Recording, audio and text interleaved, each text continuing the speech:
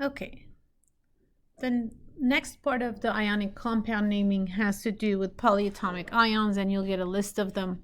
There are a few that you're expected to know, and I'll give those lists in a minute. But here's what a polyatomic ion is. Polyatomic ion is defined as group of elements, a group of atoms, covalently bonded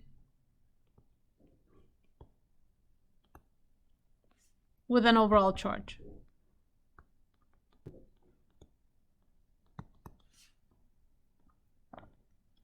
So what is that? That's like when we drew those VSEPR structures with resonance. Looks something like this, right? Nitrogen with 3 oxygens, and it has a -1 overall charge. We call this nitrate. So that -1 belongs to the entire thing, and most of them, not all, but most of them will end in 8 ending or ite. 8, if it has a greater number of oxygens, it's comparative to the one that has the less number of oxygens. So less number of oxygens gets the ite, more number of oxygens get the 8. So the negative is the entire thing. So you have to treat it as just one thing. What that means is if I tell you go ahead and write out sodium nitrate, then it's going to be Na is +1, right? Nitrate is NO3 with a -1, so it's going to be a 1-to-1 ratio where you have NaNO3. That would be the compound. If we have something like the calcium nitrate, now since calcium is 2+, nitrate is still your -1. Now when you put these together, since you have +2 and -1, you need 2 nitrates. To show that you have 2 nitrates, you have to put your nitrate in parentheses and a 2 outside.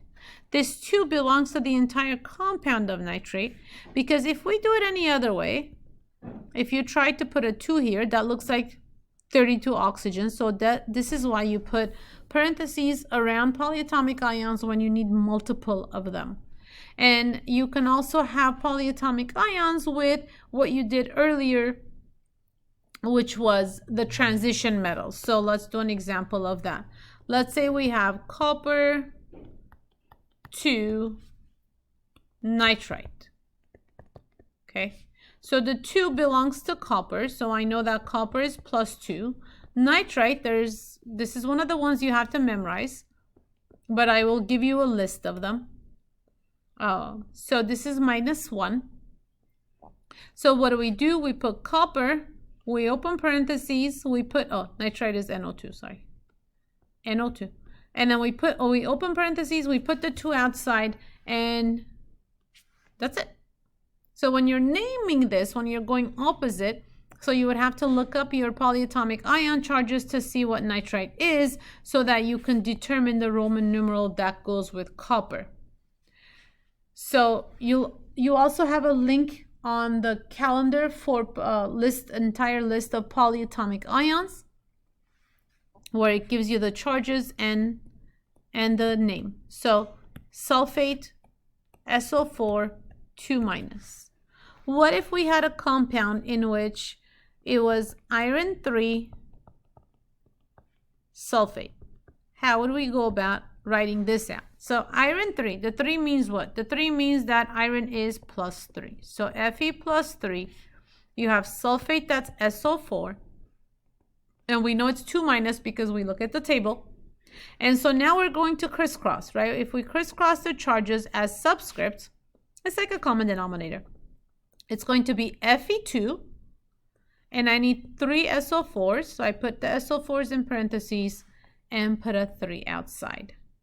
So that's how we would work with the polyatomic ions. You have a list of the polyatomic ions. There's an entire table, so you look it up, and then you add it in with your ions that you know. So the only ones you really need to know in terms of ions is you need to know your groups. Like group 1 is always +1, group 2 is +2, and then aluminum and gallium +3, and group 15 usually is -3, 16 -2, and 17 -1. If you know that, the rest of them With the transition elements, you have Roman numerals, so you don't need to memorize any charges there. And then with these, with the polyatomic ions, you'll be given that table that you have a link to on the calendar, so you can work that way. It makes it a lot easier. All right, and then the last kind of naming is covalent compounds. And this is really easy. The only thing is you have to figure out if you're dealing with a covalent or ionic. And how do you know that? You know that covalent compounds are nonmetals with nonmetals. So what does that mean? If I have NO2, okay, without the charge. So you saw NO2 a minute ago, that was nitrite, but that's because it had a -1. If there's no charge, then this becomes a covalent compound, and we name this nitrogen dioxide. And that's it. Okay, the only rule here is that the first one, when there's a single, you don't put a mono. But if it's a single on the second one, so nitrogen, this one is monoxide. The only thing you need to know and memorize are the prefixes, and you'll also have a list of those. There'll be a link of that as well. But 1 is mono, 2 is di, 3 is tri, 4 is tetra, and so on. And I'll give you again a list of those on the calendar. There'll be a link on the calendar with all the prefixes, but you do have to memorize the prefixes. I won't give you a list of prefixes on the test. I will just give you a list of polyatomic ions, so you do not need to memorize the polyatomic ions for the test. So there's another worksheet that has more naming and writing compounds practice, and you are going to work on that for the rest of the period, and you will turn that into me on my JAG under assignments. Just follow whatever it tells you on the schedule and turn it in accordingly, and then we'll go over it next time. All right, have a wonderful day.